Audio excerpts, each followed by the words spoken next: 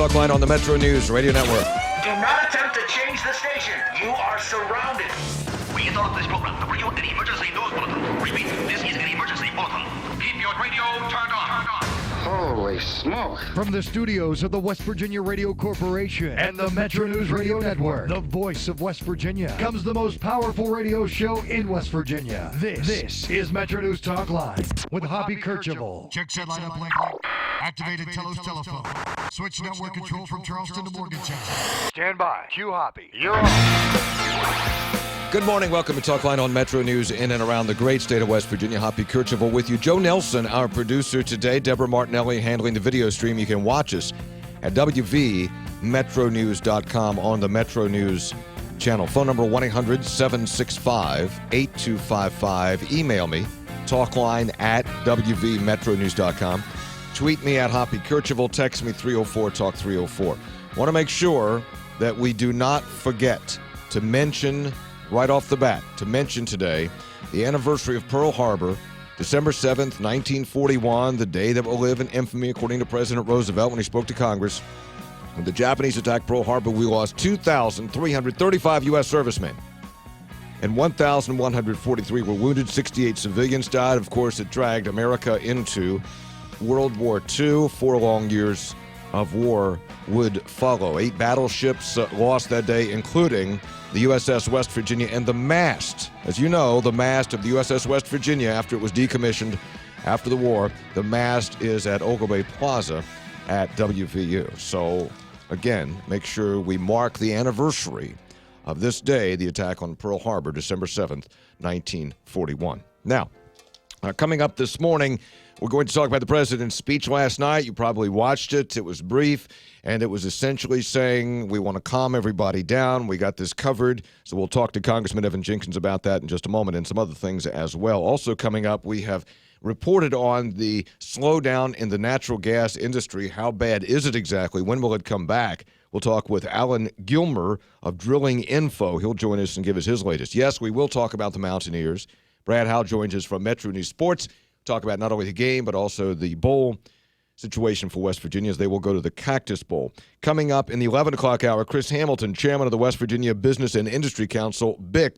That's a significant business alliance in the state. A lot of different businesses in that organization, and they have put together their legislative agenda for 2016. What's in it? Also, do they have an endorsement for governor? Speaking of the governor's race, Jim Justice has some of his own poll numbers out today. We'll get to that as well. And new Marshall President Jerry Gilbert, he'll join us later on. And in the final part of the program, we'll play for you my interview with Bill Rose. Bill Rose, one of 12 jurors in the Don Blankenship trial. What was going on behind closed doors? Bill Rose was there. He was one of 12. We'll play that interview coming up this morning on Metro News Talkline at 11:45. But first up this morning, please welcome West Virginia 3rd District Congressman Evan Jenkins. Congressman, good morning. How are you? Good morning, Hoppy. You got a full show ahead. Absolutely, sir. Absolutely. Okay, Congressman, and it starts with you. It starts with you. The president's address last night, I'm sure you saw it or you've read about it or you've seen excerpts from it. So what was your general takeaway from what the president said? I watched all 15 minutes of it, was anxious to see what he had to say. I'm actually on my way back to D.C. to see if he had outlined any big ideas or big plans to take on terrorism, and candidly, it was pretty disappointing. I think the president is obviously in a tough spot. He has time and time again underestimated the impact, the threat that Islamic terrorism imposes. Just a week ago, he said that we did not have the exposure of having an attack within our borders. We all know about his JV comments. So this was really, while he would like to suggest it's about reassuring the American people that he's on top of it, candidly, all I heard was him simply restating what he's already been doing, and we know that's not been doing much. Didn't he, though? Wasn't there a specific proposal? Well, a couple of things. One was, isn't that sort of a fine line that one could walk here? Is you want to reassure people. You want to tell people what's being done. You want to tell people that this was a terrorist act and you have this ongoing battle against terrorism. But at the same time, you don't want to inflame, right? You don't want to inflame and terrify people. So wasn't he trying to strike some sort of balance here? Well, we have just got this incredible threat, this radical Islam movement, that we see what is happening in the Middle East. We have seen what has happened in France and Paris. We now see what has happened in San Bernardino. And at every step of the way over these last several years, President Obama, you may chalk it up to not wanting to inflame. The problem is we're losing, and he is underestimated at every turn. And what he did once again last night was simply restate those steps that he has already been taking, and we all know they're not working. I thought last night, as much as ever anything, was the president with such overwhelming evidence that these two individuals had been radicalized, with the president realizing his misstatements and missteps in the past had to go to the American public in a very high-profile way and say, yes, it was terrorism. And you know how difficult it has been for him at every step of the way to say such. Well, he was put in a position that he had no other choice with such overwhelming evidence. And that's what I think last night was as much about as anything. Congressman Evan Jenkins is with us, Republican 3rd District. Congressman, the president did call for new measures to tighten national security, including a review of the visa program, the one that the San Bernardino attackers used to enter the U.S. last year. Well, that's the same thing you're doing, isn't it? I mean, you're also supporting a closing the loopholes in the visa waiver program. So you and the president are on the same page on that, aren't you? Well, the president is simply a Johnny-come-lately and proposing, looking at something that we have been talking about for the last several weeks. In fact, introduced a bill last week, and it will be run this week, and the president sees that train coming. He realizes that that's a loophole and a problem and an area that needs attention, and that Congress this week, literally in the next 48, 72 hours, we will actually pass a bill. I suspect it's something that the president realizes is about to happen, and I think he's simply wanting to get on board so he can claim some credit. What does that bill do? What we're looking at, the visa waiver program, there's 38 countries. Currently, there's not good information sharing. Those visa waiver programs do not share counterterrorism information. We know that the attacks in Europe, in particular in France, the officials of the names of those attackers were not shared with the U.S. intel community, that we did not know about, and also that there are 5,000 Europeans who have gone to fight in Syria and Iraq, and most of these folks are from visa waiver program countries. So we need to tighten up that program. Yes, we need to look at the program that this terrorist, the lady, used from the engagement to her husband. So we're on top of this, and we are tightening it up because that is a huge, huge loophole. These folks from a visa waiver country essentially do just that. They can come into the United States getting their visa requirements waived just because of the country from which they're from. But those who have traveled to Syria and Iraq, they need to be vetted in others. Congressman Evan Jenkins is with us, Republican 3rd District. Congressman, so you say it was kind of more of the same from the president. You said there wasn't anything new. The president did say, and he obviously has been very reluctant based on his personal beliefs about the United States invasion of Iraq, that the U.S. should not put boots on the ground, should not have a strong military presence in Syria, that is boots on the ground, although we are carrying out bombing raids and we have some special forces there. Do you think that's a correct strategy, or do you think that we ought to up that strategy and put men and women more men and women, boots on the ground in harm's way in Syria? Well, we already, whether he characterizes them as special forces or reconnaissance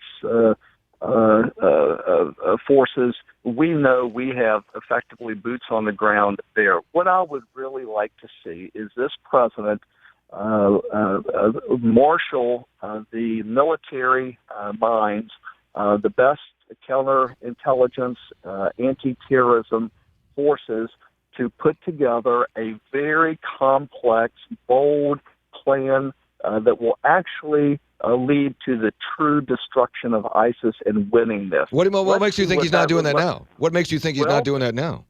Because I think he has this view of the world and the view of the posture of America in this world.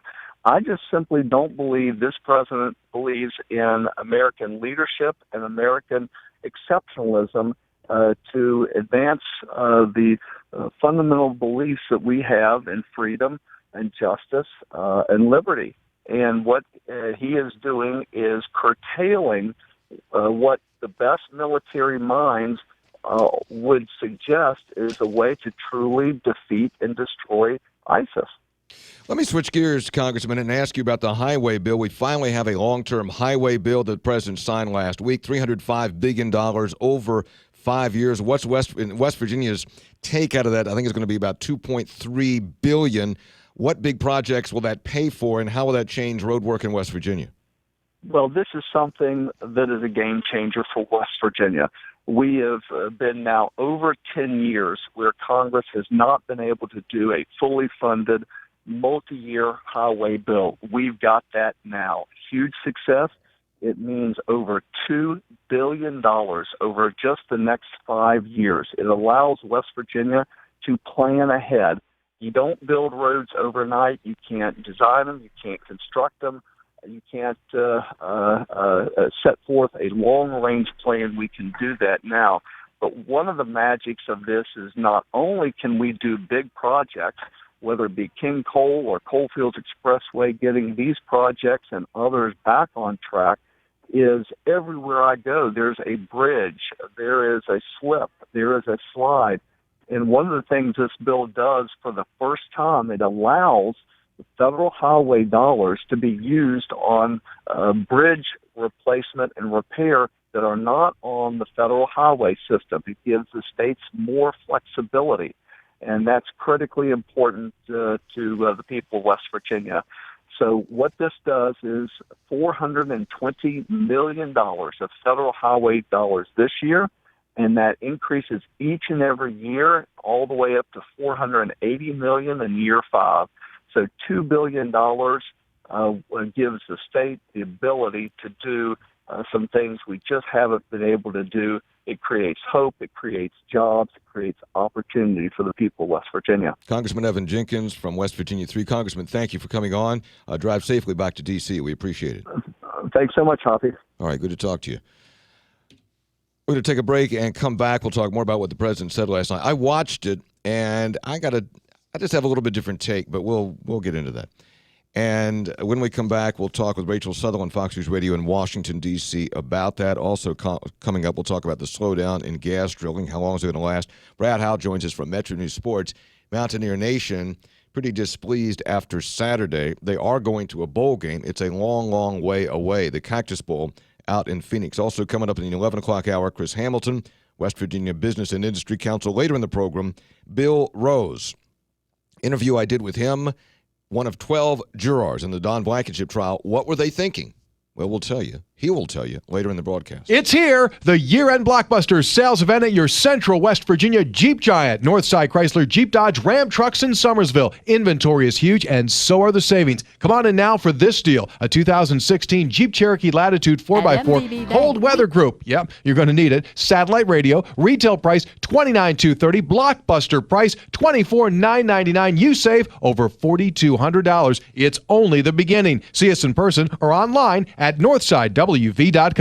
West Virginia has balanced its budget on the back of the coal industry ever since we became a state 150 years ago. Historically, the coal industry and coal-fired electric utilities have accounted for over 60% of all business taxes, while high-energy wages contribute a disproportionate share of income taxes, and coal severance dollars sustain important programs in all counties. All told, the industry infuses over $26 billion to our state's economy. Coal alone has paid down nearly $1 billion of the state's workers' compensation debt. Consequently, all state businesses have experienced major reductions in workers' comp benefits. The coal industry has always supported our people and our economy, but it's under attack from the Obama administration and the EPA. It's fighting to survive. Coal taxes in West Virginia are higher than our surrounding states. We're losing coal markets to our neighbors. Let's get our mines and coal miners working again. Support a reduced tax rate for mining, paid for by West Virginia Coal Association. Hunger, injustice, poverty. We see it, but what can we really do? Where is the hope? The hope is in you, and Catholic Charities West Virginia can help you extend hope, grace, and mercy to the most vulnerable in our communities. They're calling all people of goodwill to serve our brothers and sisters mired in poverty, burdened with disease and injustice. Join with Catholic Charities West Virginia and change a world. Visit CatholicCharitiesWV.org because the hope is in you. You're listening to Talkline on Metro News. For 30 years, the voice of West Virginia. At MVB Bank, we have one simple objective: to give you the very best of everything you could possibly want and need in a bank. That's it. We believe most people just want a really great bank with top-notch products like checking with cash back, nationwide ATM fee refunds, great CD and car loan rates, and more. Together with our awesome team and the convenience of state-of-the-art technology they can count on. It's no extra fluff, just good, honest banking. We're MVB Bank, your most valuable bank. Member FDIC. Almost there. Just 5 more minutes. Almost home. Statistics show that 80% of auto fatalities occur close to home on rural roads. Gosh, cops. That's why law enforcement is stepping up rural patrols and cracking down on impaired driving. If you are over the limit, you are under arrest because drinking and driving don't mix. Remember, over the limit, under arrest. This message brought to you by the Governor's Highway Safety Program.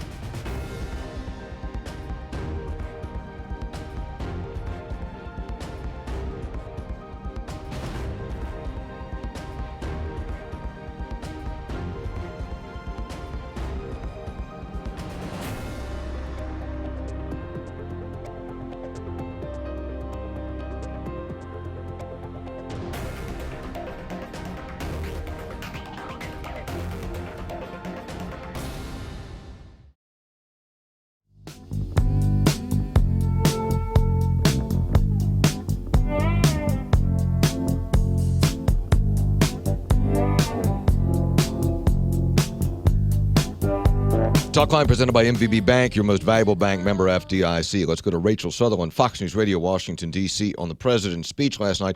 Rachel, good morning. It occurred to me watching the speech and reading it again this morning, the president, rather than saying we're going to do all these new things to combat terrorism, that to reassure and say, we got this, we're working on it, calm down. That's what it seemed like to me. What did you think? Well, yeah, I'll be interesting. His speech, definitely. I think only his third from the Oval Office, and why they wheeled in a podium, I'm not sure. Yeah, that was a bit awkward, I thought. But anyway. A bit of breaking feng shui, maybe. But yeah. In all seriousness, it was an interesting way that he delivered this, because as a journalist, I thought, well, maybe the president's burying the lead a little, and here's why I thought this. He started out by saying that one coworker shot up other coworkers at the county there at San Bernardino, and then he said there's no evidence that this was part of a greater conspiracy, and then he went on to say this is terrorism, and then he went on to say the couple was radicalized. Now, I see what you're saying. The lead was terror and radicalization. Yeah, well, but if you look at the way the president, that what he has said historically and the stance he's taken, again, I think it is to kind of try to be calming rather than this is terrorism. We're going to start bombing the bejesus out of everybody. I mean, that's right. Right. I mean, you make a very interesting point there. I just, as a journalist, I was thinking, why are we getting to the meat and potatoes? Okay, yeah. Here's the meat and potatoes. And then he went on to talk about, okay, what will the United States do and what will we not do in this fight against terror?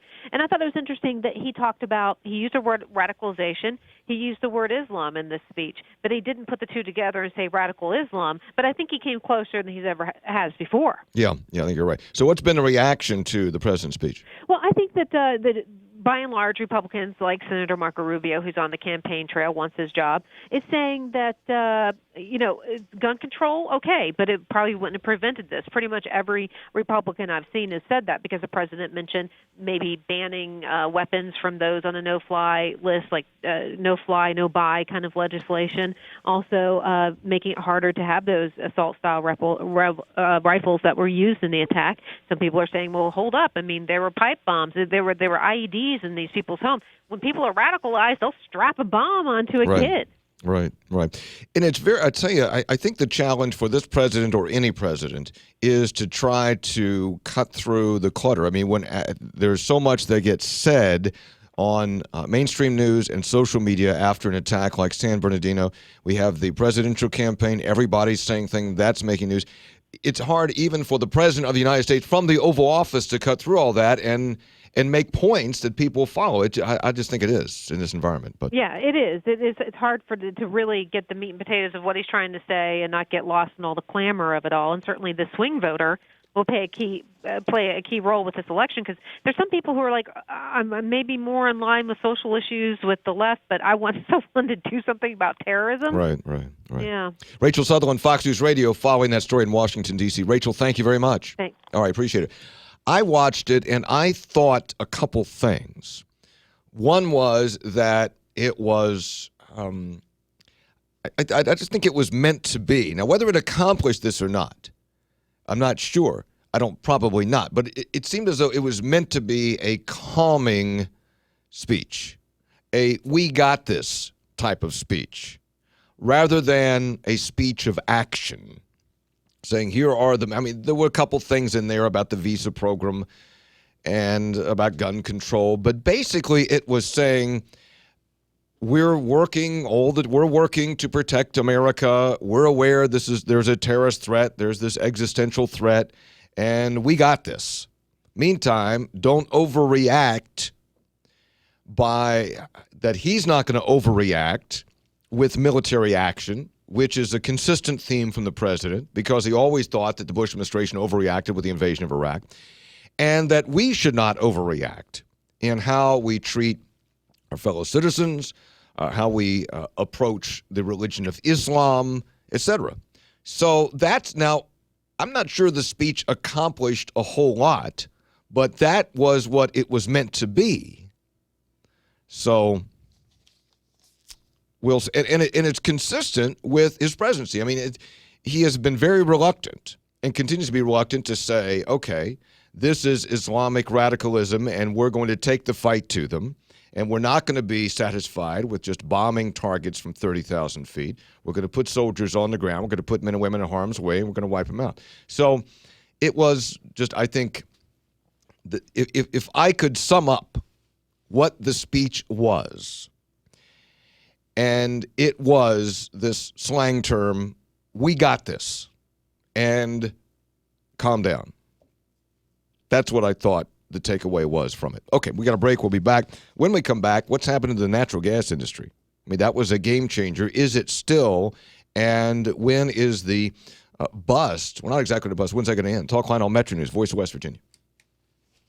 10:30, let's get a news update. Check in with the Metro News Radio Network and find out what's happening statewide this hour, all across the great state of West Virginia.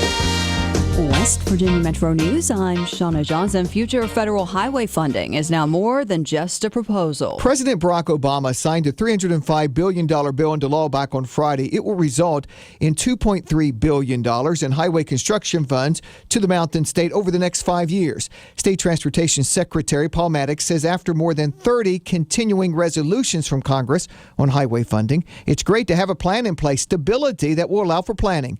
Much of the money will go toward projects already designated by the agency. This will allow us to fully implement that 6-year program. The projects in the 6-year program include finishing up U.S. Route 35 in Putnam and Mason counties, more Corridor H work, State Route 10, and the King Cole Highway. I'm Jeff Jenkins, WVMetroNews.com. Today is National Pearl Harbor Remembrance Day in the capital city next hour. A Pearl Harbor Day ceremony will include Wetzel Sanders, one of the 10 Pearl Harbor survivors remaining in West Virginia. A reminder for those covered, the open enrollment period for Medicare ends today. Free website design services will be provided to one charitable organization in West Virginia in the new year. A donation from a company called Bricks Without Straw. Company President Jamie Summers Brown. Basically what we do is we kind of like to take some of the weight off of them so they can continue to focus on what they do best, and that's serving West Virginia. Read more at WVMetroNews.com. You're listening to Metro News for 30 years, the voice of West Virginia. A study from England shows that men spend more time each day looking at themselves than women. Well, believe that study or not, the point is we all want to look our best all the time. Well, the same holds true for businesses. We judge businesses, in fact, by their look. At Pipewood Creative, we produce videos and commercials that make businesses look their very best. And you know what? It improves their business. They get more customers and clients. If you'd like your business to look better, then check us out at pipewoodcreative.com. Keep up with what's happening in our state at WVMetroNews.com. Whether it's breaking news or the latest political development, high school sports coverage, insights on the Mountaineers or the Thundering Herd, hunting and fishing news, or just the latest weather conditions, your source is WVMetroNews.com. Listen to podcasts of Talkline and Sportsline, or watch video streams of your favorite Metro News programs. You'll find all that and more with one free click at WVMetroNews.com. Metro News is the voice of West Virginia. The president of West Virginia University says international connections are important for the university. We want to have lots of students internationally here on this campus to make certain that we're a diverse and interesting and intellectually lively place, and we want to make certain that our students have an opportunity to go overseas and experience another world and another setting, and we also want to make certain that we have deep relationships with certain institutions.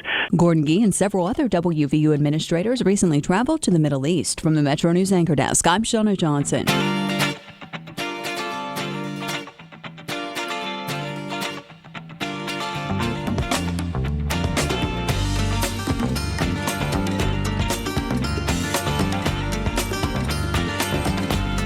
Talkline presented by MVB Bank, your most valuable bank member, FDIC. Correction, my interview with Alan Gilmer is actually next week. My bad. Now, West Virginia's football team suffered a devastating loss on Saturday at Kansas State, 24-23. There's a lot to discuss there. Along with the bowl, West Virginia will be going to the Cactus Bowl January 2nd. It's a late-night game, like 10:20 or something. 10:15 or 10:20 is the kickoff against Arizona State. Brad Howe of Metro News Sports joins us. Brad, good morning. Good morning, Hoppy. How bad is that loss? That's a bad one. How bad? It's the worst loss of the year, right? It's the worst loss of the year, clearly. Oh yeah, I mean it's not even a question that it's the worst loss of the year. And the biggest thing is that was a Kansas State team that just wasn't very good. That's not your typical Bill Snyder team. We talked all week about how great Bill Snyder is, and he is. But that Kansas State team just wasn't very good. And I just can't get over the fact, Hoppy, West Virginia lost to a team that had to go to a wide receiver at quarterback. Right. That's just a game you can't give back. West Virginia had righted the ship. They'd rebounded from that disastrous October. They had won 4 in a row, looking to win their 5th to give them a little momentum. Even though those teams weren't very good, they beat in November. Wins are wins, and they were racking up. And you gave a lot of that momentum back with that loss on Saturday, in my opinion. Well, you would think you had them on the ropes when Hubner went out, although Hubner was not playing very well, and Cook came in, actually played a little better, but he is a receiver primarily. But K-State got it done with defense and with special teams. I mean, their special teams play was outstanding. Either that or West Virginia's special teams play was poor, and they got good return yardage from the Burns kid. So they did what they had to do. I mean, they found a way to win. West Virginia did not. And I think that's the disappointing part. I mean, as we sit here and look at this West Virginia program, why aren't we saying that about the West Virginia program? Now, we had the last 4 weeks. Right. We said that exact same thing. Well, West Virginia didn't play great on offense. They didn't play great here. But you know what? It found a way to win. And that's disappointing in a game when you knew the special teams were going to be an issue. Dana talked about it during the week. Look out for Morgan Burns. He's a great return guy. We can't get beat by Morgan Burns. Then you kick it to Morgan Burns, and you get beat by Morgan Burns on special teams. So that was one.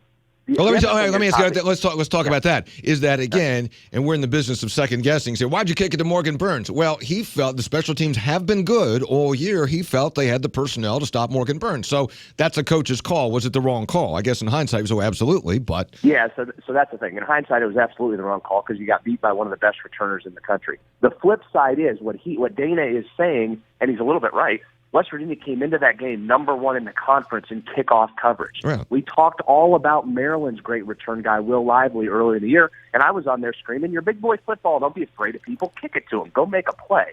So you could easily say West Virginia did what it thought it was doing there. It has a great return unit. It had showed that all year. It was kicking to a guy and saying, all right, we'll stop you. In hindsight, though, when you have that game in hand, yeah, it's easy to make the case. You probably shouldn't let that guy beat you, Hoppy. I want to talk about the 4th and 1 call. West Virginia trailing, 2:28 remaining. All they got to do is get in field goal range. They got a pretty good field goal kicker, even though Lambert's been a little bit inconsistent. So it's 4th and 1.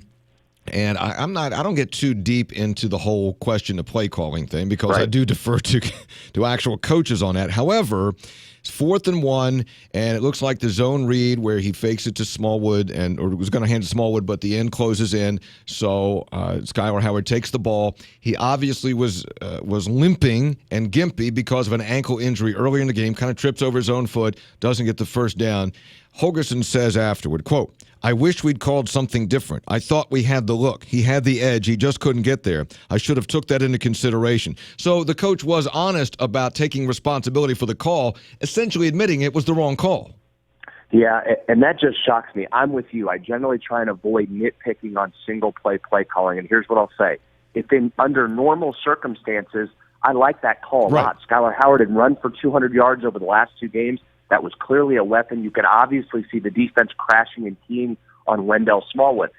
I quite frankly am stunned after the game that Dana said what he said. I appreciate his honesty because so many times coaches just get up and just spew what we want to hear. You don't know what you're talking about. You can't see that. You don't get it. You don't see what I see. No, he said, in hindsight, he wished he hadn't made that call. So give him props for that. I like that. I give him credit for that. But what I'm stunned at is how, if you know the guy's hurt, and you said you thought he broke his ankle earlier in the game, I'm stunned then that you would put the ball in his hands in the most critical time of the game. And I'll go further, Hoppy.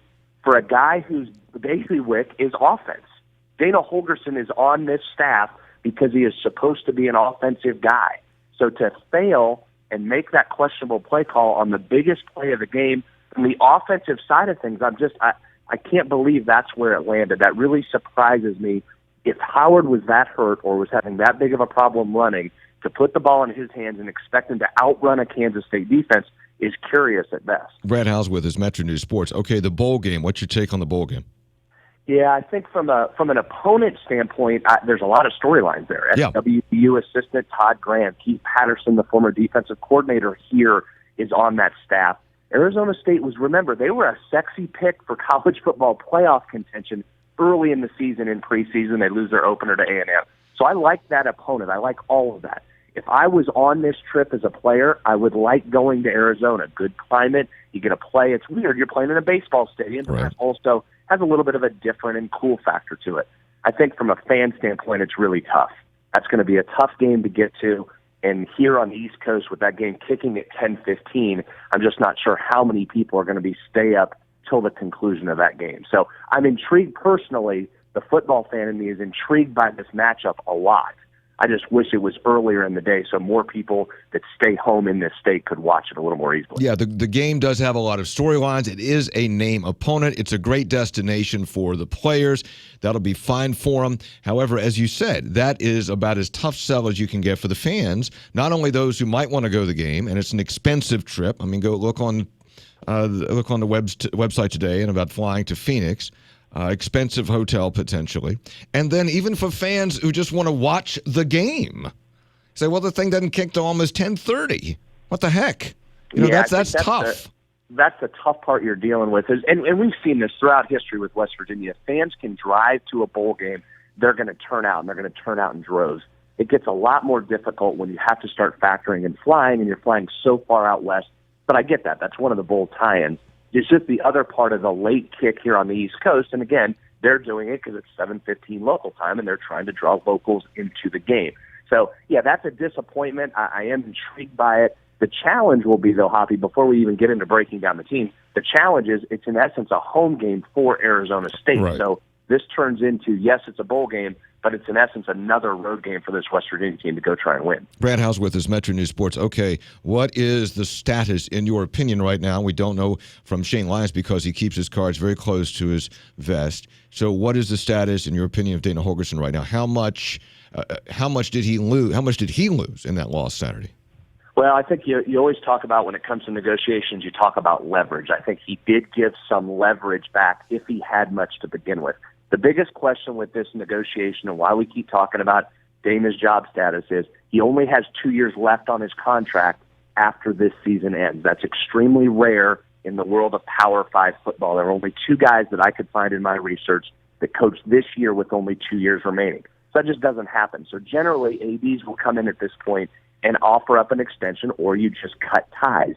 The fact you haven't cut ties would lead me to believe that maybe an extension's in the work, or is Shane Lyons going to not give an extension? If he does, Hoppy, then obviously that buyout comes into play. If you're the university, you can't get into another long-term contract with a coach that doesn't have a buyout. You can't be in a position where you owe a single individual $12 or $15 million if you want to make a change. That's what the situation has been with Dana per his first contract negotiated, if I can even use that word, by Oliver Luck. So I think Shane Lyons has a responsibility here to get that contract back in line. The biggest question is just how is he going to go about that? What you don't know is you don't know whether Lyons thinks that Dana is going to be fine, everything's going to be okay, got to give it more time, or whether he does not think that Dana's his guy. I mean, he didn't hire him, so he's not his guy coming in. So you just don't know whether because there's a totally, if you want to keep him, then there's a different approach to not wanting to keep him. By that I mean with how to structure whatever the deal's going to be.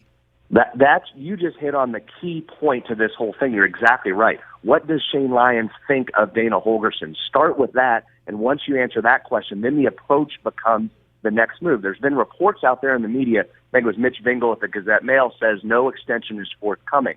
If you take that approach, think what you're doing to the program there. You're really just putting the thing on hold for a year, and what do recruits do? They won't know who their coach is going to be necessarily. That approach would surprise me unless Shane goes in with an extension with a buyout number attached, and Dana and his folks just say, I'm not doing that. I'm not accepting that. That's not good for me. That's the way I could see no extension coming forth. If Shane Lyons just stands up and says, I'm not doing anything, he's just got a 2-year contract, then I think we have to have a discussion about what that does to recruiting with the program. Yeah, and you have to, if West Virginia is going to extend the contract for 2 more years or whatever the number is, you have to, and you should have leverage here, renegotiate the buyout, because you could not afford it. It would be a repeat of another bad decision to say, okay, he's going to be here for another 4 or 5 years, but if he's not, if you have to fire him next year, we're going to owe $15 million or $18 million. It's crazy. So, it's crazy, but then would Dana take that? Would Dana's people take that and go, I'm not going to take that deal? You know, this was you're going to want me to go walk back from a deal I had? Right. So. And I think that's the whole crux of the discussion. Quite frankly, the years don't matter. I mean, if you want to give him 2 or 3 years, keep the salary near $3 million. I don't think anybody's really flipping out about that. If that money's in the budget, that's not the issue. The issue solely is, and this is all Shane needs to worry about, it's his job to protect the department financially. He needs to look and make sure he has a contract that the university can get itself out of if it wants to make a change going forward. If they don't, then you're hamstrung and you're locked into a guy. And I don't care who the guy is, Hoppy. That's a dangerous position to be in when you can't change out of it if you need to. Yeah, you have to have some options, and you also have to be, in fairness, I know people don't want to hear this, you have to be reasonable. I mean, you can't go to the guy and say, we're going to do 2 more years, but there's no buyout. If we want to fire, we're going to fire. No, that's not how it's done. I mean, you have to have a number in there, whatever that number is, $2 million, $3 million, $4 million. You got to have something in there for a buyout that is reasonable and fair, and the guy's not so honked off he doesn't want to coach at all. So... yeah, and that's the part. I mean, it's going to create an interesting dynamic between Shane Lyons and Dana Holgorsen. I mean, if you're Dana, outside of just a full contract like you've had, I can see where you're a little taken aback if something else comes forth. But again, it's Shane's responsibility as the director of athletics to make sure the university is protected. That's what he and President Gee are looking out for. Yeah, that's their job. Okay, Brad Howe, MetroNews Sports. Brad, thank you very much. Good to Thanks, speak Tom. with you. Thank you. Okay, so what do you think? We'll spend a few more minutes on this. I wrote about it today. 1-800-765-8255, 1-800-765-TALK. Email talkline at wvmetronews.com. Send me a tweet at Hoppy Kercheval. So what some of the options are? One option is you do nothing, which is in and of itself a decision, because if you do nothing, it essentially is a vote of no confidence for Holgorsen. And he may be looking then to walk, or it may affect recruiting pretty substantially because everybody would recruit against you and say, well, we don't even know if the coach is going to be there. You're going to go to West Virginia, guys are going to get fired. Or do you say, let's do something reasonable here. Let's give you some extension so you can recruit, but let's fix the buyout, which, frankly, Dana, if I were here, I never would have cut this deal because it's the worst deal in America for the university, and just be reasonable about the buyout. Say to the agent, look, let's be reasonable here. Let's not be nuts. You got a nuts deal first up. That good for you. Good for you. But the adults are in charge now, and we're going to negotiate a deal that's reasonable for both of us. And just act like adults and make a business decision out of it. 1-800-765-8255. Email talkline@wvmetronews.com. Tweet me at Hoppy Kercheval. Text me 304-TALK-304. We'll be right back. Stay with us. Changing lives by preventing harm and providing hope and healing to hurting children and families. Burlington United Methodist Family Services has led the way in West Virginia for over 100 years, preventing harm by helping place endangered children in safe, caring foster homes, providing hope by counseling birth parents in their choice to parent or make an adoption plan, and helping adopted parents in their quest for a child. Go to bumfs.org to see how Burlington United Methodist Family Services is truly changing lives. Would you go to a dentist for joint replacement surgery? No. Would you go to the barbershop to get your prescription filled? Goodness, no. Would you ask your preacher for advice on how to fix your toilet? Of course not. Then why would you trust some guy down the street who gives you the cheapest bid to remodel, repair, or even build your home? You need a licensed professional contractor who knows what they're doing. It's your home. You have to live there. Why settle for anything less than the best? Your dreams built by the best. Contact the Home Builders Association of West Virginia for a list of professionals in your area. Go to hbawv.org today. This message brought to you by our marketing partners, Lowe's of North Central West Virginia, Brick Street, 84 Lumber, Federal Home Loan Bank of Pittsburgh, ProBuild, SJ Neathawk, Valcon, Windcore, and West Virginia Housing Development Fund. Your dreams built by the best. The Home Builders Association of West Virginia. Go to hbawv.org today. This is Talkline on Metro News. For 30 years, the voice of West Virginia.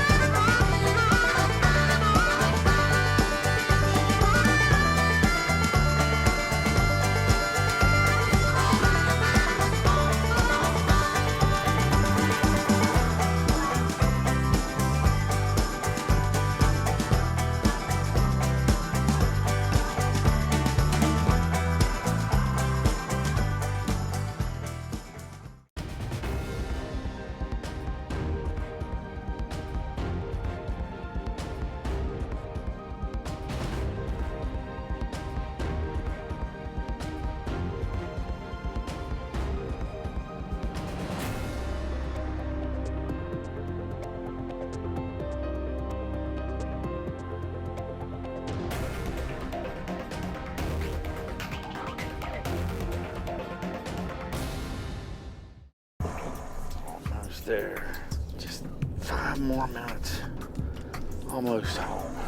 Statistics show that 80% of auto fatalities occur close to home on rural roads. Cops. That's why law enforcement is stepping up rural patrols and cracking down on impaired driving. If you are over the limit, you are under arrest because drinking and driving don't mix. Remember, over the limit, under arrest. This message brought to you by the Governor's Highway Safety Program.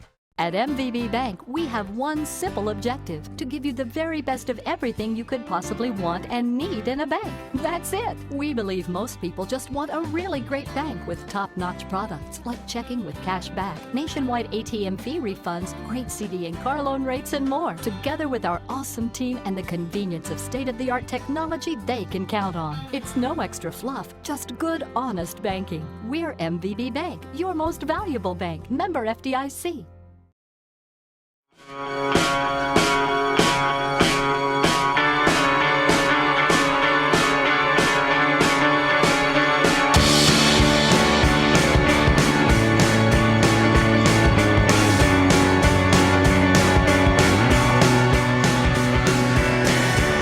Talkline presented by MVB Bank, your most valuable bank, member FDIC. The West Virginia State Farm Museum's Christmas Light Show opens Friday in Point Pleasant.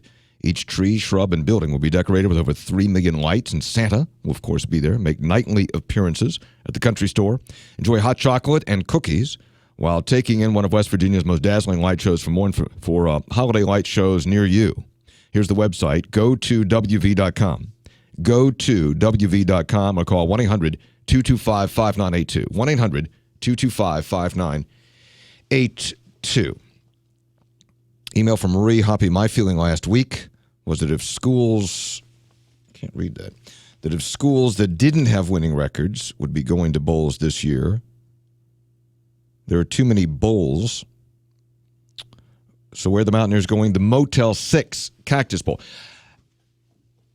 I'm not going to snicker at Motel 6 Cactus Bowl because Motels, I admire the fact that there is a company that looks out there and says it's expensive to stay, expensive to travel anymore. You don't see any more $33 a night places, $43 a night places. Motel 6 offers you budget staying.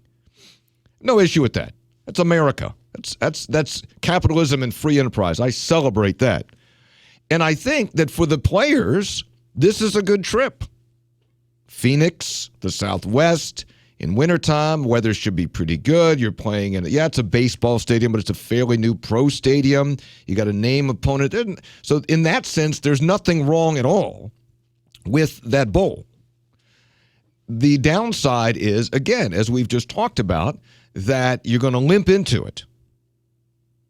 When you play a regular season schedule and you lose a game, they tell the players, okay, spend a day worrying about it, and then we'll concentrate on the next opponent. Well, you can, but it's a little early to start talking about Arizona State, so that thing's going to linger. That thing's going to linger for a while.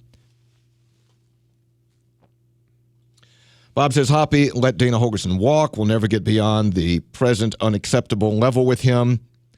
He's kept Joe DeForest when DeForest is missed on every assignment he's been given. The program has plateaued, says Bob. What I would do is I would offer an extension of 2 years, but with a negotiated, but I would renegotiate the buyout to, and I've gone back and forth with people about this. Brad Howe has $2 million. Another person I talked to, I respect, had $4 million. You could split the difference, but I would not do an extension without a renegotiated buyout that provides the university more options if, in fact, they have to make a move next year. I mean, the university's been hamstrung to a large degree if it wanted to make a move. It's been hamstrung by the initial deal that was done by Oliver Luck, which was I've never seen such a one-sided deal in my life for a first-year head coach. That's the key for a first year. You're Les Miles or you're Nick Saban. Okay, I get that. But not for a first-year coach to guarantee the entirety of the contract. That's patently absurd. But it's been done. The only thing you can do now is, now that there's an opportunity and Dana needs more time for recruiting purposes, okay, now let's negotiate a fair deal. Fair for you, fair for me. By me, I mean the university. Because Shane Lyons has a fiduciary responsibility to do that.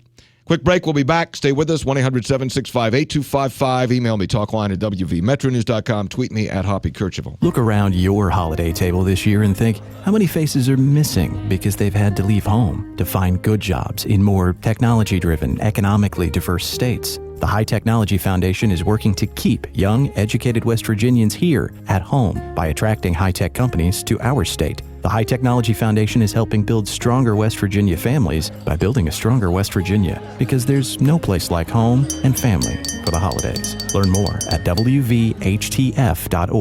For generations, West Virginia hospitals have cared for our communities in every way, carrying the promise of help, hope, and healing. Just as our families have grown, so have our hospitals, advancing programs to improve the health of all West Virginians. They're the place you turn in your time of need for healing, compassion, and professional care. West Virginia Hospitals, generations of community growth for generations to come. A message from the West Virginia Hospital Association online at WVHA.org. You're listening to Talkline on Metro News. For 30 years, the voice of West Virginia.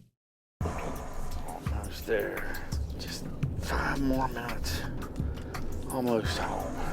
Statistics show that 80% of auto fatalities occur close to home on rural roads.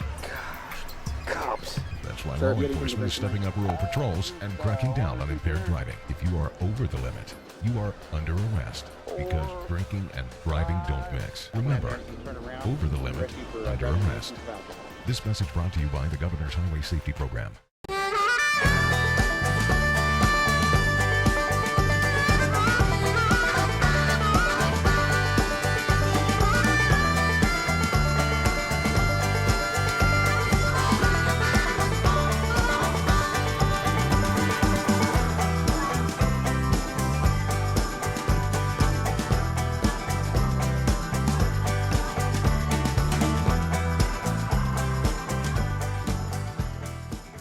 At MVB Bank, we have one simple objective: to give you the very best of everything you could possibly want and need in a bank. That's it. We believe most people just want a really great bank with top-notch products like checking with cash back, nationwide ATM fee refunds, great CD and car loan rates, and more. Together with our awesome team and the convenience of state-of-the-art technology they can count on. It's no extra fluff, just good, honest banking. We're MVB Bank, your most valuable bank. Member FDIC.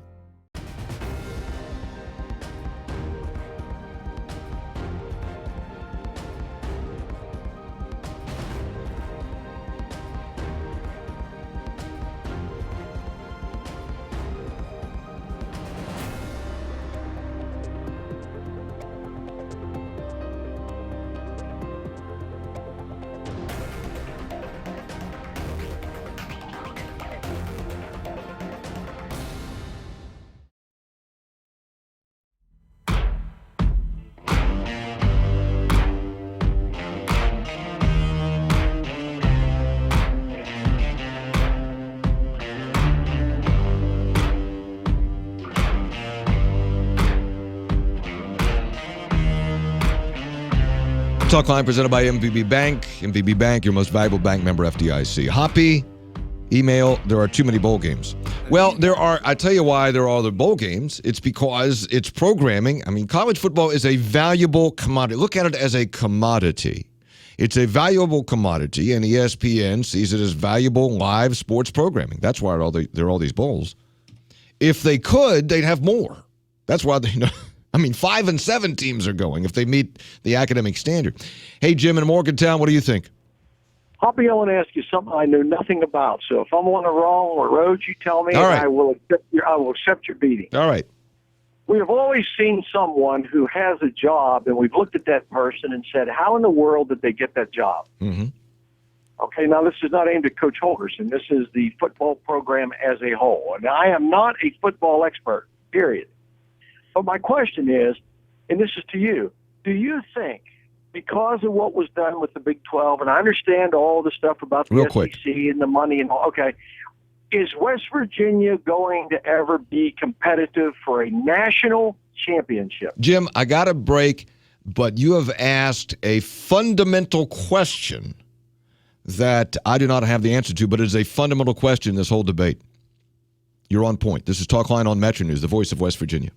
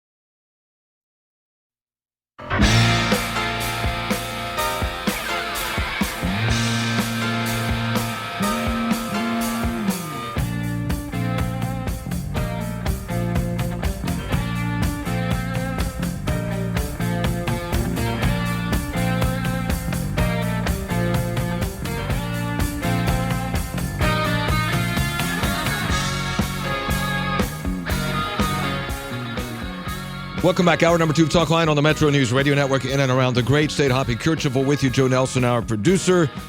Deborah Martinelli with the video stream. You can watch us at wvmetronews.com. Talkline presented by MVB Bank, your most valuable bank member, FDIC. To answer Jim's question, and this is a personal opinion about the expectations of Mountaineer football. It's nothing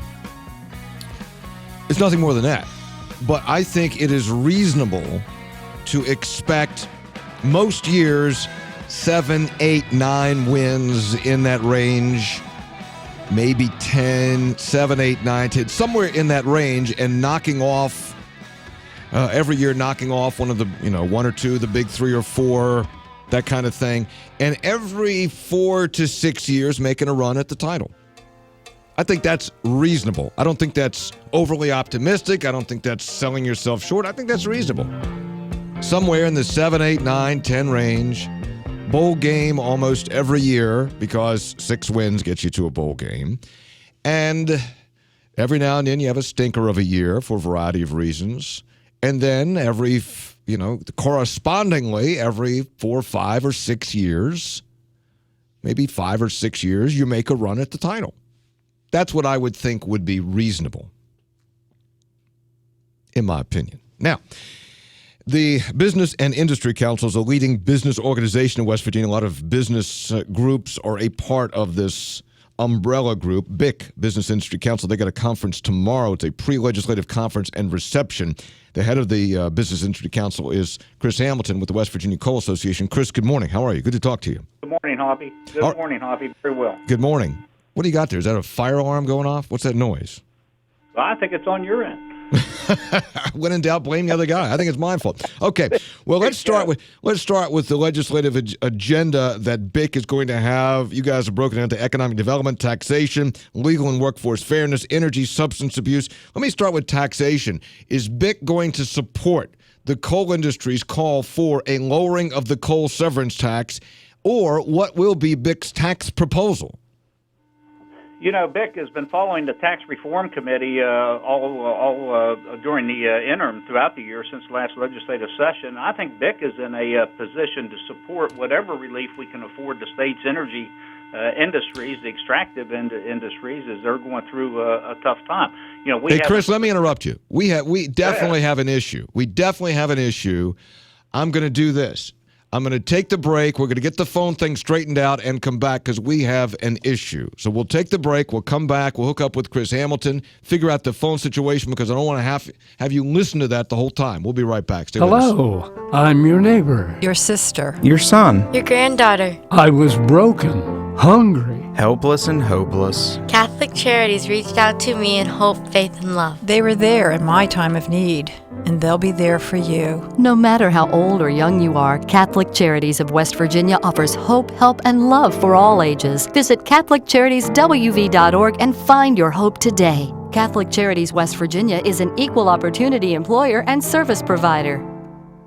A study from England shows that men spend more time each day looking at themselves than women. Well, believe that study or not, the point is we all want to look our best all the time. Well, the same holds true for businesses. We judge businesses, in fact, by their look. At Pikewood Creative, we produce videos and commercials that make businesses look their very best. And you know what? It improves their business. They get more customers and clients.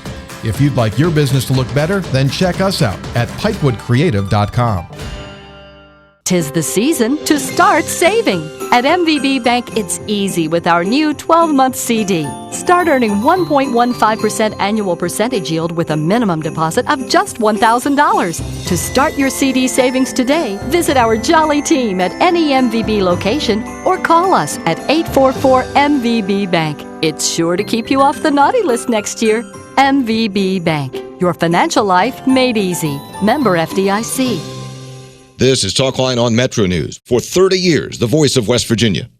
At MVB Bank, we have one simple objective: to give you the very best of everything you could possibly want and need in a bank. That's it. We believe most people just want a really great bank with top-notch products like checking with cash back, nationwide ATM fee refunds, great CD and car loan rates, and more. Together with our awesome team and the convenience of state-of-the-art technology they can count on. It's no extra fluff, just good, honest banking. We're MVB Bank, your most valuable bank. Member FDIC.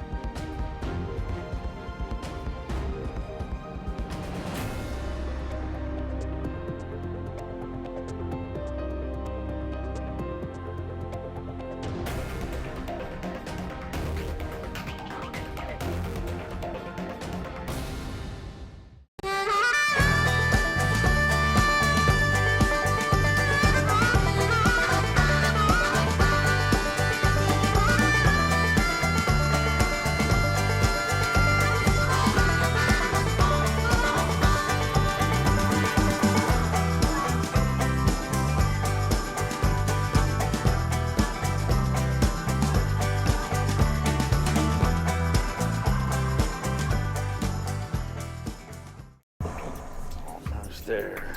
Just 5 more minutes. Almost home. Statistics show that 80% of auto fatalities occur close to home on rural roads. Cops. That's why law enforcement is stepping up rural patrols and cracking down on impaired driving. If you are over the limit, you are under arrest because drinking and driving don't mix. Remember, over the limit, under arrest. This message brought to you by the Governor's Highway Safety Program.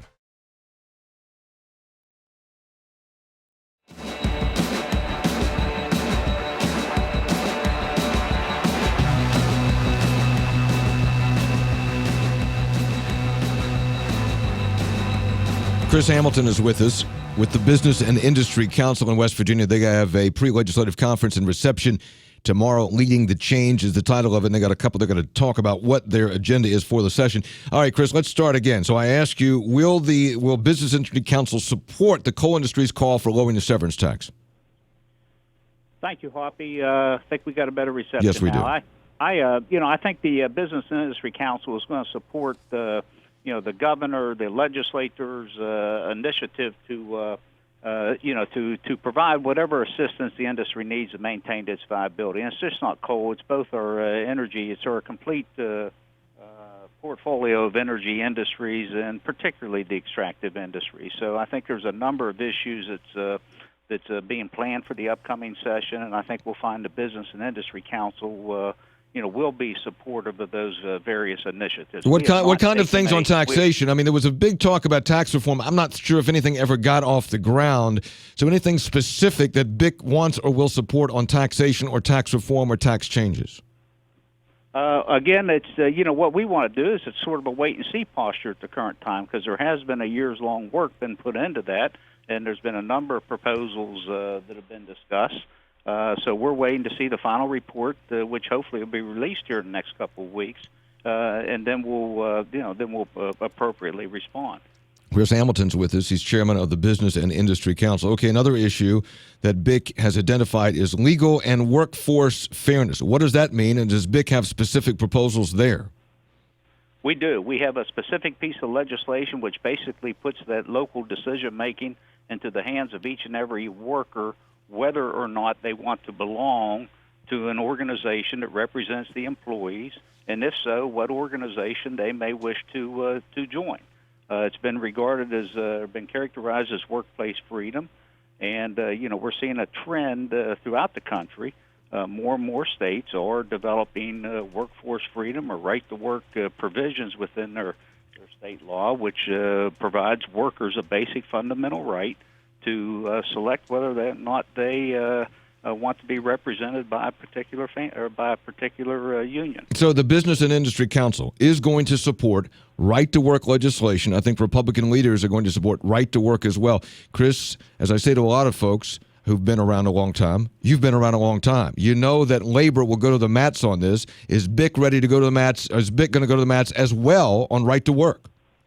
we have created a special independent coalition that will be working under the auspices of the Business and Industry Council to take a lead role in trying to have that legislation enacted today. I think we found out in a number of the regional, almost without exception, the regional meetings we had around the state, right-to-work legislation or workplace freedom, giving individuals the fundamental right to choose for themselves and for their family, has emerged as a top issue. And it's just not come out of discussions and forums that we have had with local businesses and business leaders, but it's also emerged as a top priority that's come out of our economic development directors and their organization here over the past 12 months or so. Chris, you're aware they that find that it is an issue. Chris, you're aware that Governor Tomlin is not a supporter of right-to-work legislation, even though he tends to be a very pro-business governor. And the governor, I think two things from the governor. One, he says he's never gone into negotiations with a business that's interested in coming to West Virginia where right-to-work has come up. And second of all, if the legislature passes right-to-work legislation, he will likely veto it. Your thoughts on both of those points concerning Governor Tomlin's approach to right-to-work?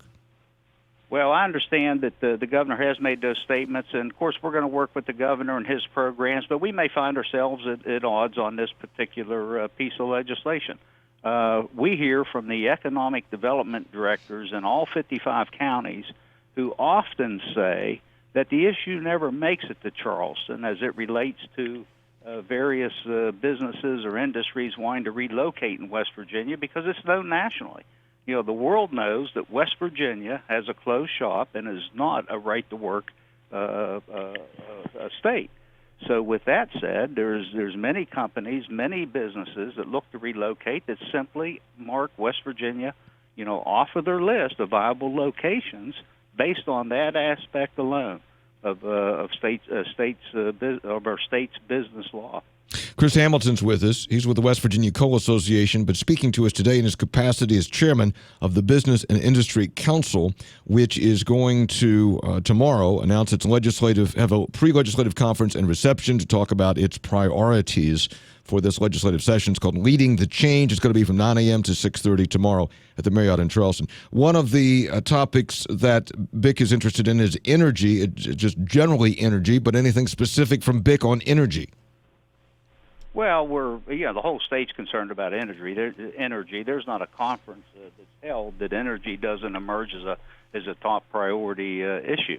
We are seeing a lot of diversity within our energy industries. We're seeing a lot of stagnation at the current time.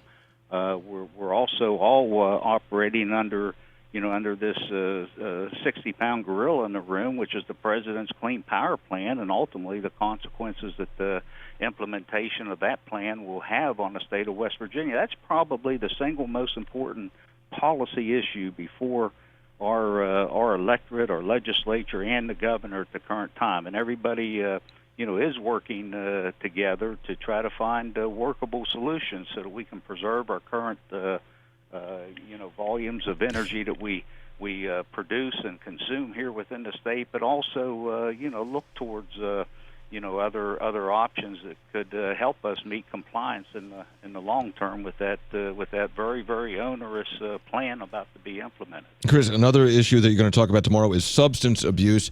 I hear anecdotally, I say all the time, I hear it over and over again from employers, it's hard to find qualified employees who can pass the drug test. How bad is it out there? What is business's view of how bad it is or is not, or whether it's getting better, and what does business want to do about it or can do about it? It's a good question as to what we can do about it. We're all trying to develop and look at workable solutions. Everyone's looking at punitive measures, looking at more controls, looking at the ultimate, the services that we can provide individuals. I think the goal of everyone is to really try, particularly within the workplace, is to try to provide the proper help for these individuals. So often you have so much invested. It's not just new employees, it's not just new hires, but it's it cuts across the entire workforce, all ages. So it really comes down to trying to identify these individuals, get them the right help, the right outpatient care, the right drug rehab, to make them whole, to make them healthy, so that they can maintain not only to be a productive, safe worker, but also someone that contributes to their community and home as well. Chris Hamilton's I with think us. everybody's struggling with that. Everybody is struggling, you're right. But Chris Hamilton's with us with the Business and Industry Council. They're having their pre-legislative conference and reception tomorrow. I would fully expect that BIC, like other major organizations, will make endorsements in this governor's race coming up, and I fully expect that BIC would endorse Bill Cole for governor. Is that correct? And why is BIC backing Bill Cole? Well, that's a very direct and pointed question, Hoppy, and we are on the eve of making that announcement. The council has identified Bill Cole as the individual that it feels very, very comfortable, endorsing in the upcoming gubernatorial race.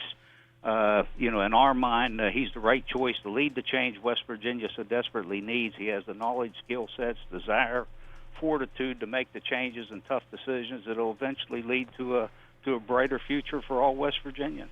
Was BIC divided? I assume you. Well, I don't know. Do you have a board, and does a board decide? Do you poll your members? How did you reach that conclusion? And was it split? No, it was not split. It was a unanimous decision without dissent. We do have a process, an internal process we go through where we vet the various candidates, and we just thought it was time to go ahead and make this announcement. Bill has truly brought about a no nonsense set of business competencies to the job as Senate President. He understands how to run efficient and profitable business, and just places such high expectations on our state and all of our residents. So we're very supportive of Bill. We think he's done just an excellent job in his current capacity as Senate President and as our Lieutenant Governor, and we just look forward to working with him and his team going forward. All right, Chris Hamilton, who's chairman of the Business and Industry Council of West Virginia. They have their big pre-legislative conference and reception tomorrow. Another number of issues they'll get into, and they'll make their formal announcement, which you heard here, that BIC is endorsing Bill Cole, Republican Senate President, for governor in 2016. Chris, thanks for coming on. Sorry about the technical issues early on. I appreciate your time today. Thanks, Hoppy. All right, good to talk to you. All right. So there's some news there. We'll talk more about that in just a minute. But I also want to talk about gasoline prices. It seems like every time you pull into the gas station, the price has gone down a little bit. The average now nationally is about $2.04, which is down 14 cents from a month ago, down 74 cents from this time last year. West Virginia, about $2.04, $2.05, $2.06, and some folks are seeing gas prices under $2 a gallon. David Taylor is an oil and gas industry expert. He joins us on MetroNews Talkline. David, good morning. How low will they go? Good morning. I'll give you some good and bad news. All right. In Texas, we're at about $1.45 to $1.55 right now. Wow. So we're loving the reprieve, but it's causing us a lot of heartache. With hundreds of thousands of jobs being lost this year in the oil and gas area, and all the different things that come along with those quality pieces when you drive to the pump. I love not having to pay for it, but at the same time, I also know what it kind of means. Yeah, it really is a double-edged sword, and in West Virginia, we see it with our commodities of natural gas and coal. Those prices are way, way down. Natural gas prices have been in a slump for a couple of years, and now oil prices, well, not now, but oil prices are about the same. All those energy commodity prices are deeply depressed, which is, again, it's good at the pump, but it's bad on the other side. Yeah, it absolutely is, and I think what bothers me the most about it is it's very artificial. It's something that, this isn't the way it's supposed to be, because you have a group like, if you're out there in OPEC is artificially stimulating and pumping as much as they physically can just to cripple an economy. They're doing a good job, but what they didn't realize is, we're pretty resilient over here, and they're causing us a lot more efficiencies and teaching us new ways to drill and actually be able to complete that independence. So they're hurting us, but we're not down and out. Yeah, Dave Taylor's with us, oil and gas industry expert. David, it reminds me of what happens a lot, and that is, let's say, that you have a store and I have a store across the street, and we're both selling product A, and you put up a sign that says product A for this much, and I put up a sign that says product A, and I undercut you by 5 cents, and we go back and forth. A price war, and we have a global price war going on between OPEC and other oil-producing countries. OPEC, as you said, keeps flooding the market to try to gain more market share, and U.S. production continues to be resilient, so we got a price war. Well, I'll give you another example that I use, which is they're selling a $100 bill for $50. Okay, it's just insanity. Why would you do that? Well, because they want to gain market share. They feel they got to. Exactly. That's what they want to do, I think, right? Well, they have the market share. What they're trying to do is just show that they are the dominant force and that what they say goes, and they're not used to getting hit back. So, in either way it is, and we're both right. What I'm looking at is just an insane way of trying to keep Russia or us down, and it's backfiring on every one of them. Because if you're an OPEC member in Venezuela, you're not doing this voluntarily; you're being forced into it. Right.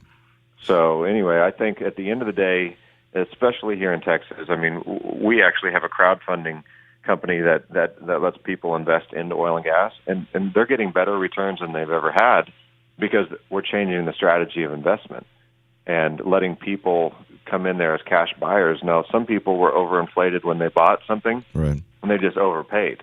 But then there's a lot of people who are doing it the right way, and they're hurting. So we try to just help out the economy the best that we can do. Dave Taylor's with us, oil and gas industry expert. So how does this play out? I would think just that. How's it play out?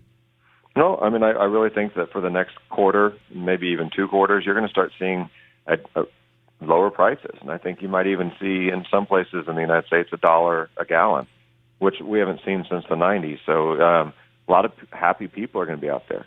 But then we have to think about what does that do for our overall economy, and when do we get back to at least where we know what we're going to pay consistently instead of it being so completely volatile. So give it a little bit. I think that we hopefully will find this bottom that we found. I think 40 was our bottom, was a comfortable level. And then I think if we get it somewhere normal around $50, you might see that for quite Are you at $40? Are oil companies and domestic oil companies, are they producing at a loss at $40? It depends. I mean, for example, if they're fracking, yeah, they're producing at a loss. And if they're just doing conventional wells, normal drilling, we're getting ground or oil out of the ground for $5 and $6 down here. But it's not because we're drilling new things. We're actually just increasing efficiency. So it depends on what you're trying to accomplish. Is it, David, and finally in the last 30 seconds here, given all the oil that we now have access to because of hydraulic fracturing, is this the new normal? Is even if it goes up to 50 or 60 or $80, I mean, is it below $100? Is that the new normal? I believe so. I believe 70 is about your normal, 75. You're not going to see drilling or fracking at all until you get up in the 65 and 70. It's too expensive to do, and so they're not going to do that.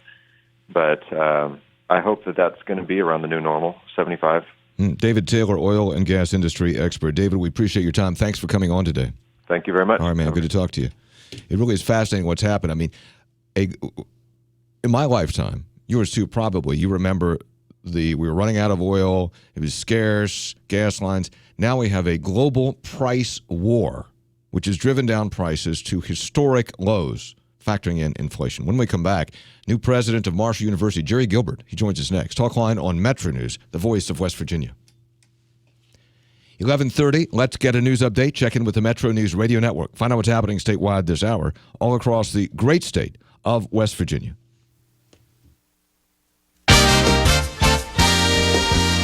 West Virginia Metro News, I'm Shauna Johnson. The Federal Environmental Protection Agency is forcing a Brooke County oil refinery site to do more to secure the company's tanks located along the Ohio River at Follansbee. EPA Attorney James Van Orden on what's expected of Koppers Incorporated. Basically do a triage plan to come up with a risk-based way to figure out which tanks should be integrity tested first.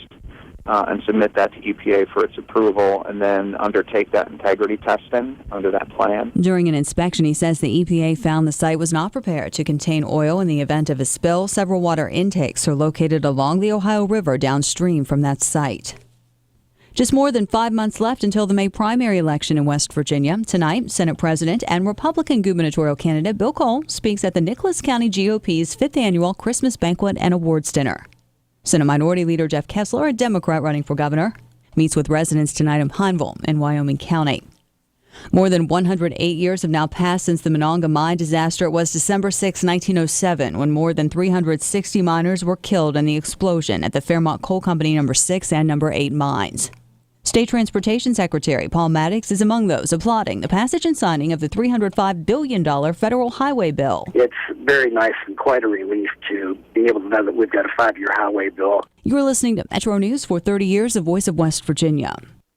West Virginians love the outdoors. Whether it's hunting the big buck, fishing for that elusive trout, or just enjoying our wild, wonderful state. Keep up with what's happening in news of the outdoors with Chris Lawrence and Metro News. On the Outdoors page at WVMetroNews.com, you'll find podcasts of Ram Truck's West Virginia Outdoors, the Ram Trophy Room, the Trout Stocking Report, and Chris's West Virginia Outdoor Journal. For coverage of the great outdoors, depend on Chris Lawrence and Metro News, the voice of West Virginia. When you drive impaired in West Virginia, you break the law and endanger the lives of others. Law enforcement across the state is committed to keeping impaired drivers off the road. If you drive impaired, be prepared to pay the price. There are consequences. It's simple, West Virginia. Drive sober or get pulled over. This message is brought to you by the Governor's Highway Safety Program, the West Virginia Division of Motor Vehicles, and the West Virginia Department of Transportation. West Virginia University goes west, while Marshall University heads south for bowl season. The Mountaineers face the Arizona State Sun Devils in the Motel 6 Cactus Bowl in Phoenix, Arizona, coming up on January 2nd, only the second ever meeting between the two schools. The last time was back in 1979. On the day after Christmas, Marshall University will be in Florida for the St. Petersburg Bowl against UConn. For more on both games, go to WVMetroNews.com. From the Metro News Anchor Desk, I'm Shauna Johnson.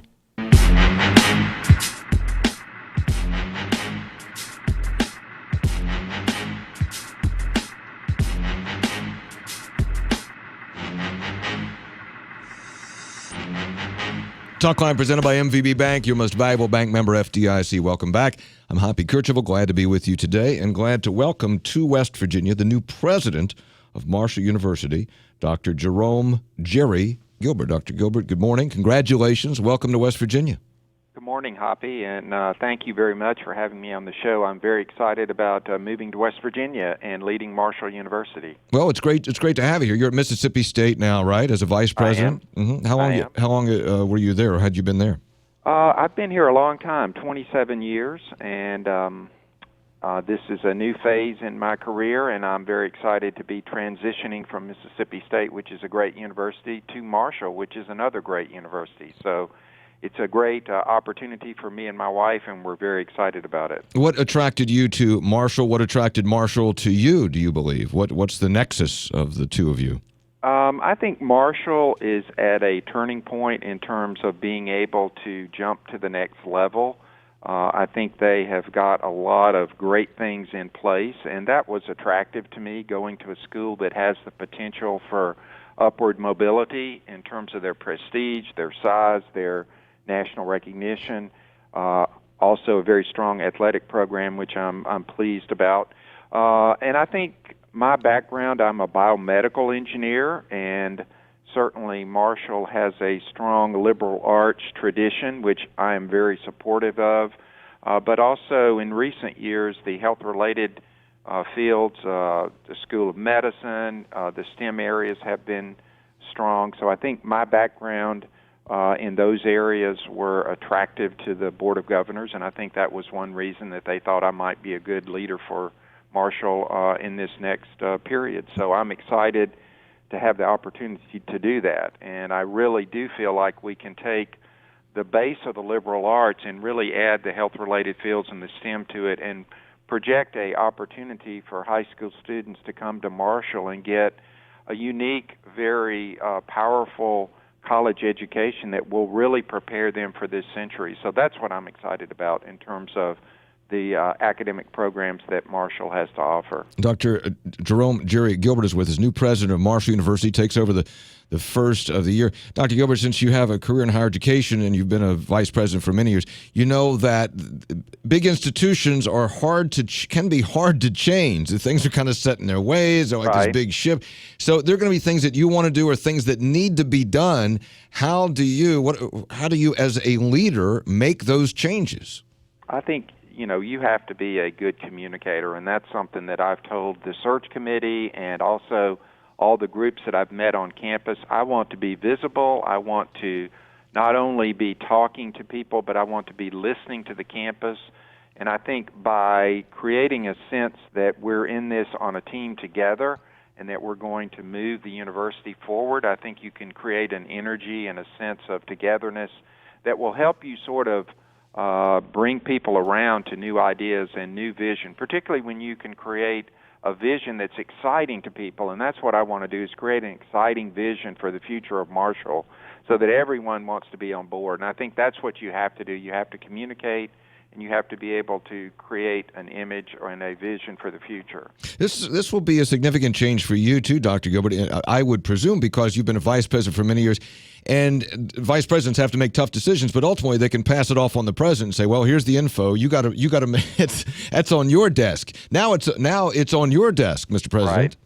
Well, my president and I at Mississippi State have a very good relationship, and he has not tried to assume any of the responsibilities that I have to do. So I've had my share of tough decisions to make, and I have actually made them and have been accountable for them, as has the president. So we've not shifted everything up to the president. So I've had those tough decisions, and making tough decisions is not hard for me, particularly when I have studied the situation, looked at the data, and really feel like it's in the best interest of the university. And that's always my litmus test. Is it the best thing for the university? And if it is, the tough decisions are not quite as tough. Mm-hmm. Dr. Jerry Gilbert is with us, and tell us a little bit about you. Where are you from originally? I detect some southern accent there. Where are you from? You are correct. I am from Jackson, Mississippi, which is the capital of the state of Mississippi, and grew up there and came to school at Mississippi State, then went to Duke University for graduate school and was in the North Carolina area for a little over 12 years as a graduate student, and then on the faculty at North Carolina State, and then also at University of North Carolina. Okay, very good. Well, we're going to welcome you here. And by the way, it's always warm and sunny here. It never snows here. You won't have to worry about any of that. And, okay. Well, I am ready for whatever happens there. And I've visited Huntington, and it's just a beautiful city, and I've already fallen in love with it. Lee and I are very excited about living there. Very good. Dr. Jerry Gilbert. Dr. Gilbert, again, congratulations. This is the old softball interview since it's your first one, and we welcome you to West Virginia. Look forward to talking to you many times in the future, and best of luck as you arrive here at Marshall. Oh, well, I appreciate it, and I look forward to talking to you in the future as well. Thank you very much. All right. Welcome in. Come on in. Good to have you. I know sometimes there's get somebody from within. I like when somebody comes from someplace else, frankly, because they can bring new and different ideas. They don't just see all the way things have always been done. So good. Welcome in. Dr. Jerry Gilbert, new president, Marshall University, starts the first of the year. The Blankenship jury and the obvious question after the verdicts on Thursday. The obvious question was, well, what was going on behind those closed doors? What were they hung up on? Was it 6-6? Was it 11-1? What was going on? Well, Friday, we talked to Bill Rose. Bill Rose was one of the jurors, and it was late in the day Friday, and I recorded an interview with him and posted it. Jeff Jenkins posted it at wvmetronews.com, but some of you may not have heard it. I want to play it for you when we come back, my interview with Bill Rose, juror in the Don Blankenship case. I think you'll find it interesting and insightful and will help will help us understand what was going on with that jury as it tried to reach the verdicts. That's coming up next. True to its motto, wild and wonderful, West Virginia is the third most forested state in the country for landmass and has 7 million more forested acres now than 100 years ago. The mountain state is abundantly blessed with valuable renewable forest resources, which naturally regenerate for future generations. Forestry is the basis for over 5,000 separate wood and paper products, creating millions of dollars in state revenue from business income and property taxes. A message from the West Virginia Forestry Association, WVFA.org. There are things that make our lives easier. You know, locking shoelaces, pizza scissors, remote control mops, one-hand bottle cap openers, and the Know Before You Go driving app. It's free travel information on West Virginia highways, traffic congestion, work zones, road conditions, information that can make your travel easier. Log on to WV511.org or download the WV511 Drive Safe app. Know Before You Go. It'll make your life easier. A charity that's close to hearts and close to home. Burlington United Methodist Family Services has been changing lives by preventing harm and providing hope and healing to hurting West Virginia children and families for over 100 years. When you make a charitable contribution to Burlington, you're not only reducing your own tax burden, but helping provide crucial services across our state. Learn more about Burlington and see how you can help today at bumfs.org. Burlington United Methodist Family Services. You're listening to Talkline on Metro News. For 30 years, the voice of West Virginia.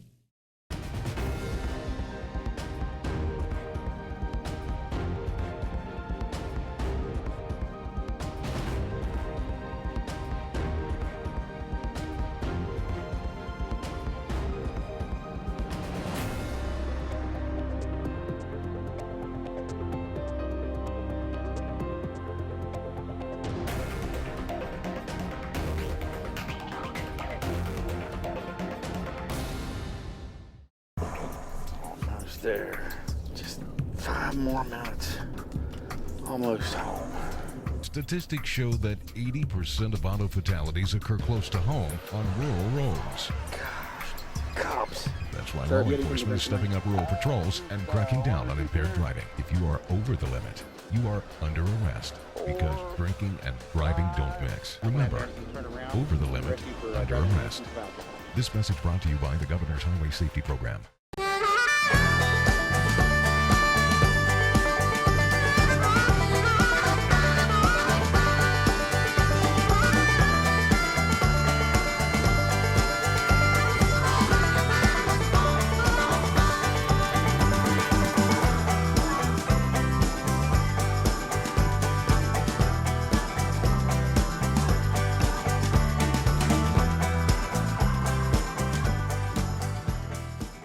At MVB Bank, we have one simple objective: to give you the very best of everything you could possibly want and need in a bank. That's it. We believe most people just want a really great bank with top-notch products like checking with cash back, nationwide ATM fee refunds, great CD and car loan rates, and more. Together with our awesome team and the convenience of state-of-the-art technology they can count on. It's no extra fluff, just good, honest banking. We're MVB Bank, your most valuable bank. Member FDIC.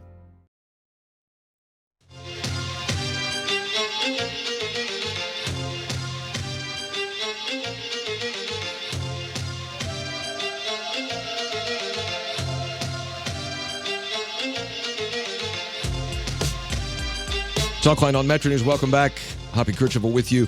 Talkline presented by MVB Bank, your most valuable bank, member FDIC. One of the 12 jurors in the Blankenship case is Bill Rose. Bill Rose is a machinist from Fayette County.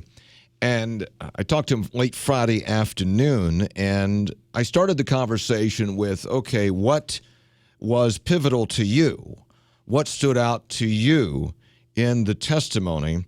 And Rose started with a discussion of Bill Ross. Ross was the longtime MSHA safety official who went to work for Massey Energy afterward and tried to bring attention to safety problems at Massey and at UBB, which Ross testified were largely ignored by Don Blankenship. And Bill Rose, juror, said that stood out to him. You know, to me, the Bill Ross memo was huge. You know, it really pinpointed the what was going on with Massey as far as violations and the MSHA relationship with Massey and the coal miners' opinions. And, with that being said, I didn't see a real big change. They put in the hazard elimination program. Violations still went up.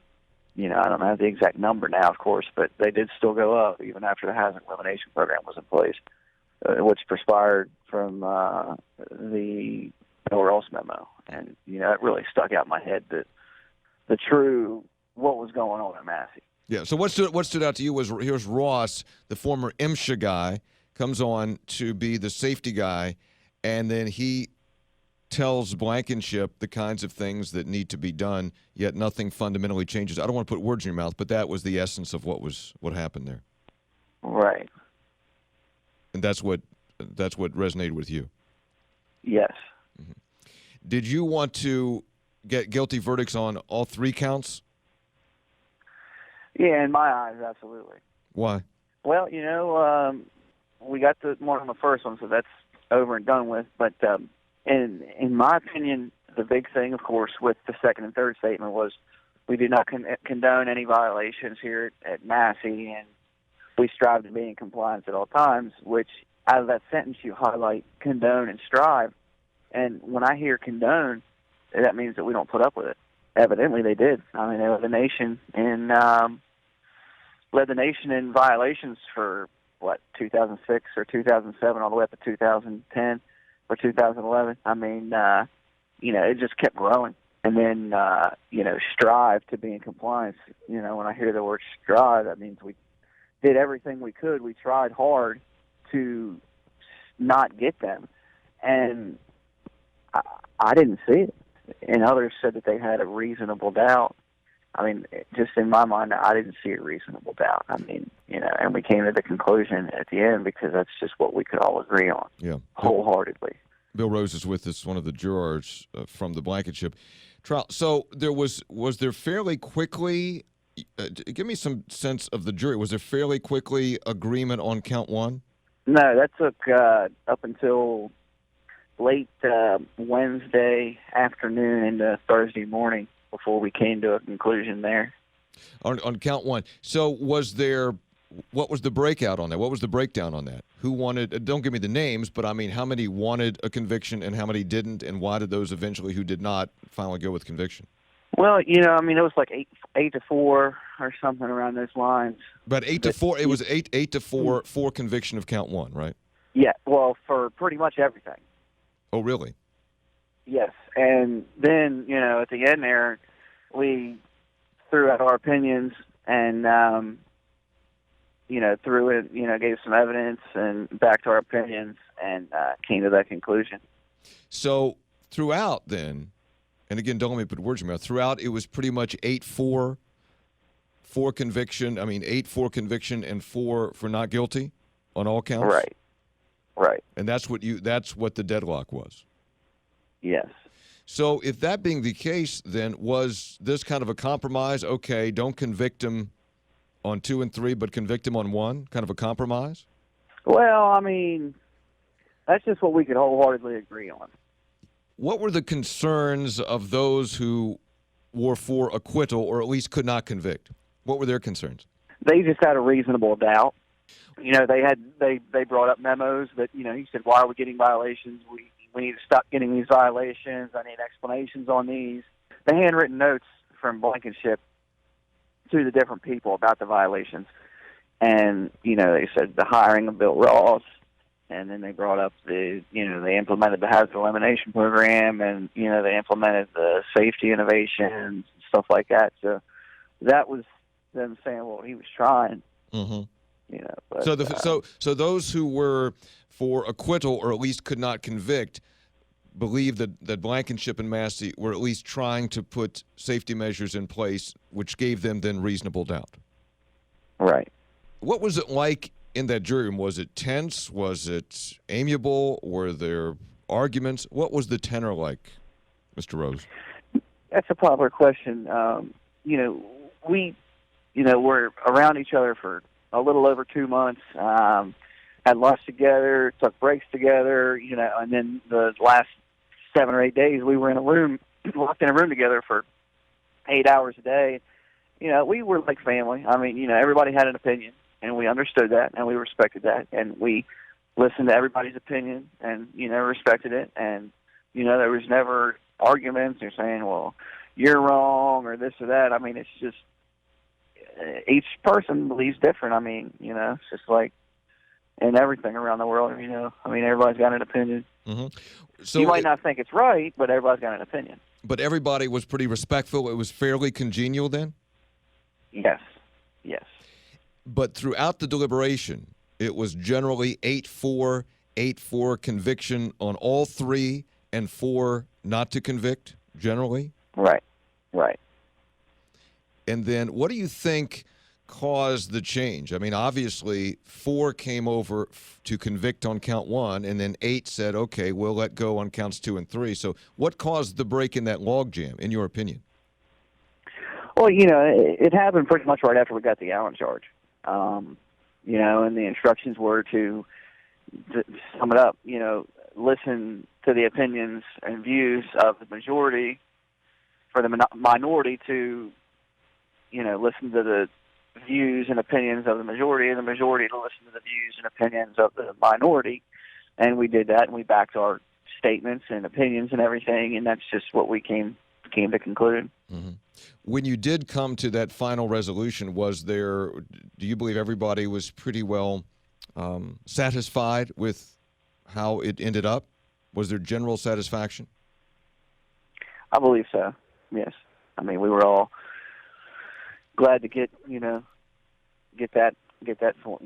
on him. So, I mean, that's what the conclusion was. I mean, that's what the evidence showed. That's what the testimonies proved. Mm-hmm. You said glad to get that on him. You were clearly convinced by the testimony that Blankenship was responsible for safety failures at UBB. Yes.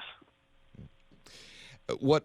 I mean, it's a weird case because he's a CEO, but and that's what makes it I guess you could say a peculiar case because he micromanaged so detailed. I mean, he is a very, very smart man, very smart, and he knew what was going on all around the company. It might not have been day by day, but he had a good idea, and ultimately, he knew what was going on, and everybody said he's based off of money.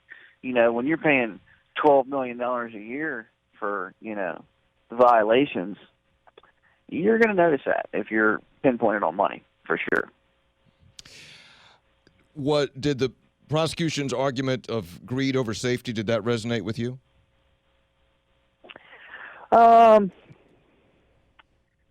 Yeah, not really. I mean, that wasn't really anything. I mean, that was part of it. I mean, we knew that, but that's kind of like saying we convicted him because he was a jerk or something like that. I mean, it's just not really.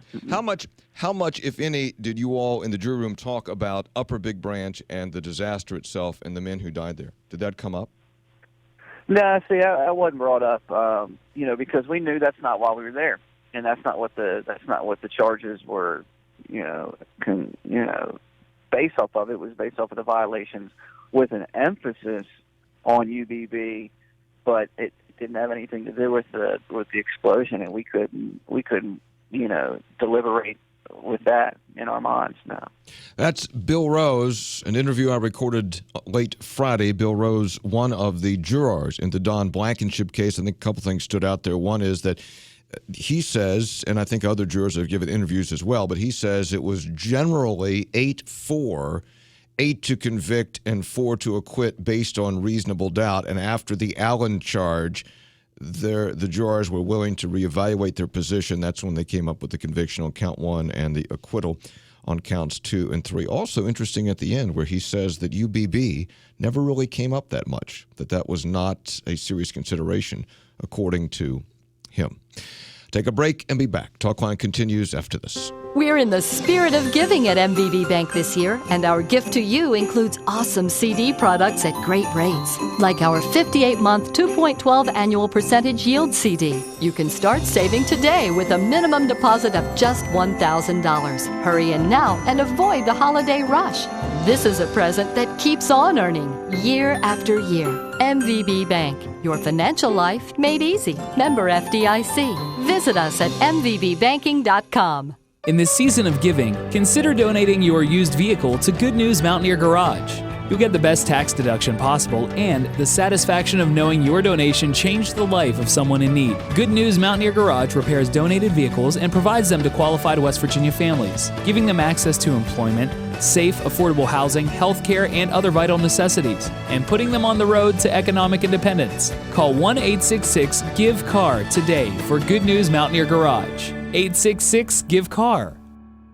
Is your business or organization struggling when it comes time to tell your story? After all, your story is what makes you unique. Your story is what makes potential clients and customers draw themselves to you.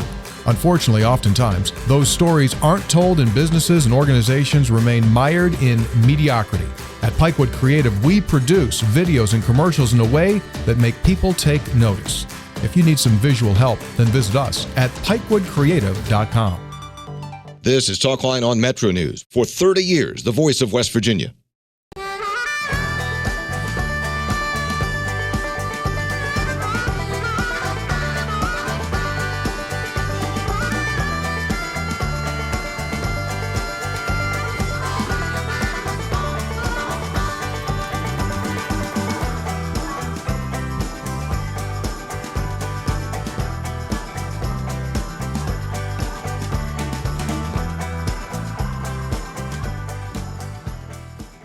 At MVB Bank, we have one simple objective: to give you the very best of everything you could possibly want and need in a bank. That's it. We believe most people just want a really great bank with top-notch products like checking with cash back, nationwide ATM fee refunds, great CD and car loan rates, and more. Together with our awesome team and the convenience of state-of-the-art technology they can count on. It's no extra fluff, just good, honest banking. We're MVB Bank, your most valuable bank. Member FDIC. Almost there. Just 5 more minutes. Almost home. Statistics show that 80% of auto fatalities occur close to home on rural roads. Cops. That's why law enforcement is stepping up rural patrols and cracking down on impaired driving. If you are over the limit, you are under arrest because drinking and driving don't mix. Remember, over the limit, under arrest. This message brought to you by the Governor's Highway Safety Program.